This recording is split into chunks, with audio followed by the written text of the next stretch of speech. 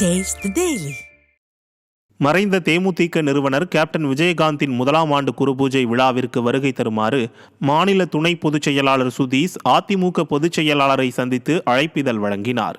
சென்னை பசுமை வழிச்சாலையில் உள்ள செவ்வந்தி இல்லத்தில் தேமுதிக மாநில துணை பொதுச் செயலாளர் சுதீஷ் அதிமுக பொதுச் செயலாளரை நேரில் சந்தித்தார்.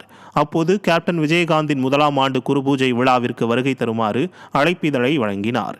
அப்போது தேமுதிக துணை பொதுச் செயலாளர் பார்த்தசாரதி, விஜயபிரபாகரன், முன்னாள் எம்எல்ஏ நல்லத்தம்பி ஆகியோர் உடனிருந்தனர். மதுரை மாவட்ட ஆட்சியர் அலுவலகம் அருகே டங்ஸ்டன் சுரங்க ஏலத்தை ரத்து செய்ய கோரி விவசாய சங்கத்தினர் கைகளில் வாழை மற்றும் நெற்பயிர்களை ஏந்தி கண்டன ஆர்ப்பாட்டத்தில் ஈடுபட்டனர். அரிட்டாப்பட்டி சுற்றியுள்ள பகுதிகளில் டங்ஸ்டன் சுரங்கத்தை அமைப்பதற்கான ஏலத்தில் வேதாந்தா நிறுவனம் தேர்வு செய்யப்பட்டதாக மத்திய அரசு அறிவித்தது. கனிம வளங்களை எடுப்பதால் வாழ்வாதாரம் முற்றிலுமாக பாதிக்கப்படும் என விவசாயிகள் குற்றம் சாட்டுகின்றனர். இரட்டை வடம் போடக்கூடிய கட்சியா பாரதிய ஜனதா கட்சி இருக்குது.